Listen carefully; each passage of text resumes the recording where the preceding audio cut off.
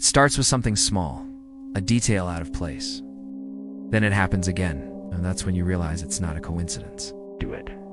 That's when you understand a pattern is unfolding, one that you cannot stop. Tonight, we explore 3 cases where ordinary lives were dismantled, piece by piece, by an unseen and relentless force. Our first story takes us to a quiet suburban cul-de-sac in Ohio in the late 1980s. The Peterson family lived a simple, unremarkable life. It began with the mail. One Monday, their mailbox was empty. Not unusual, perhaps a federal holiday they'd forgotten. But the next day, it was empty again, and the day after. By Thursday, Mrs. Peterson called the post office. The supervisor assured her their mail carrier was on his route and everything was normal. He promised to look into it. The next day, a single, unstamped envelope was in their box. Inside was a Polaroid picture of their house, taken from across the street.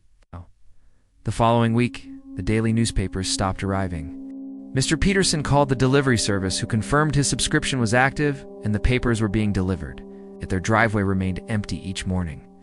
A few days later, another unstamped envelope appeared in the mail. This time, the Polaroid was of their front door, taken much closer. A cold dread began to settle over the family. They were being isolated, cut off from the outside world, one connection at a time. They started having a family member stand outside to wait for deliveries. But the mail carrier would drive right past their house without slowing down. The paper delivery boy would pedal by, never turning his head. It was as if their house had ceased to exist for anyone outside its walls. The escalations grew more personal. The milk they had delivered twice a week vanished from the porch. Then, their landline telephone went dead. When they tried to use their cell phones, they had no signal, a strange occurrence in their well-covered area. Friends who promised to visit never arrived. When the Petersons called them later from a payphone in town, their friends would sound confused, claiming they had driven to the cul-de-sac but couldn't find their house. They said the street just ended. The final escalation came one Tuesday night. The family had huddled together, the power now cut. They looked out the window and saw a figure standing across the street holding a Polaroid camera. The figure raised it, and a flash illuminated the darkness. That was the last thing anyone ever heard from the Peterson family. When police were finally sent to investigate after relatives reported them missing, they found an empty house. Everything was in its place, but the family was gone. In the mailbox, they found a single Polaroid. It showed the inside of the empty living room. There were no signs of a struggle, no leads, no answers. It was as if, one by one, the lines connecting them to the world were erased, until finally, they were erased too. Next, we traveled to the remote wilderness of British Columbia, to the story of a lone park ranger named Alistair Finch. In the summer of 2004, Alistair was stationed at a remote outpost, miles from the nearest town. His job was to patrol the trails and monitor the park's wildlife. The first incident was minor. A trail marker, a heavy wooden signpost he had secured deep into the ground just days before, was missing. He assumed it was a bear or perhaps a prank by hikers. He replaced it. A week later, another marker from a different trail was gone, and another. One by one, the markers he was responsible for began to disappear. He reported it to his supervisor over the radio, who dismissed it as strange but unimportant. But Alistair felt a growing unease.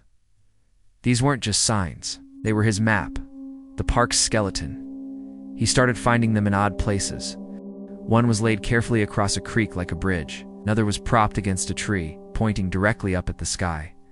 They weren't being destroyed. They were being moved, rearranged. The park he knew so well was being subtly rewritten around him. He felt he was being watched. The forest's familiar silence now filled with a heavy, waiting presence. The pattern then shifted from the trails to his cabin. It began with his tools. One morning, his axe was missing from the woodpile. He found it later that day, embedded high up in a tree just beyond the clearing, far higher than he could have thrown it. Then, his reserve fuel canisters for the generator disappeared, one by one, over the course of a week. He was being methodically stripped of his resources, isolated not just by distance, but by design. His radio began to fail, the signal filled with static, then dying completely. He was truly alone. He decided to hike out at first light. That night, he barricaded the cabin door and sat with his hunting rifle, listening to the sounds of the forest. He heard a faint, rhythmic tapping came from the roof. Tap. Pause. Tap. It sounded like someone was methodically removing the roofing shingles, one by one. The tapping continued all night, slow and deliberate. When the sun finally rose, Alistair looked up. Half the shingles were gone, exposing the rafters to the sky. He packed a bag, took his rifle, and left the cabin, not daring to look back. He never returned to his post. When a rescue team was sent weeks later, they found the cabin stripped bare. The doors, windows, and floorboards were gone. The trail markers all the way back to civilization had been removed. It was as if the forest itself had decided to unmake every trace of his existence there, piece by piece. Alistair was found weeks later, miles off course, suffering from severe malnutrition and exposure. He never spoke of what happened, only that the forest wanted him to get lost. Our final story concerns a group of urban explorers in Detroit, who in 2011 decided to document the decay of the abandoned Packard automotive plant.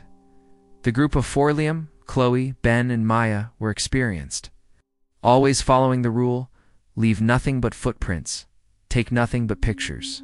The plant was a sprawling labyrinth of concrete and steel, a city within a city. Their plan was to explore a new section each weekend. The first weekend went perfectly, but on their second visit, they noticed something odd. A single red brick was placed on the windowsill of the third-floor office they had used as a base. It hadn't been there before. They dismissed it as a coincidence. The next weekend, they returned to find two red bricks on the same windowsill. It was deliberate. Someone knew they were coming.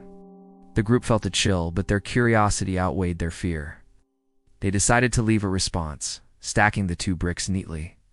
On their fourth visit, they arrived to find 3 bricks on the sill, and this time, something else had changed. The main door to the factory floor, a massive steel behemoth they always propped open with a cinder block, was shut. It took all 4 of them to force it open again, and the message was clear. Someone was watching and they were closing things off. One by one, their points of entry and exit were being sealed. The next weekend, they found 4 bricks. This time, the fire escape they had used to access the roof was gone, the bolts sheared clean off. Panic began to set in. This was no longer an exploration. It was a confrontation. Then and Maya wanted to stop to report it. But Liam, the group's leader, was adamant. He wanted to see who was doing this. He believed it was another explorer group playing a game. Their 6th visit was their last. When they arrived, they saw 5 red bricks neatly stacked on the windowsill. As they ventured inside, they heard a loud grinding sound behind them. The huge steel door had slammed shut again, but this time, the sound of a heavy bar sliding into place echoed through the massive hall. They were trapped. They tried other exits, but each one had been sealed from the outside, welded shut, boarded over, or blocked with debris. Every escape route they had ever used was now gone. One by one, their lifelines had been cut. A rescue team was dispatched after their families reported them missing. They had to use heavy cutting equipment to get through the main door. The plant was silent. On the 3rd-floor windowsill, they found 6 red bricks. And on the floor, 4 cameras lay in a neat row. The memory cards had been wiped clean. Of Liam, Chloe, Ben, and Maya, there was no sign. They had entered the decaying plant to document its history, but instead, they became another one of its lost stories. Their presence erased, one weekend at a time. The police could never explain how all the exits were sealed from the outside or what the pattern of the bricks meant. By the time the explorers understood the game, there was no one left to play.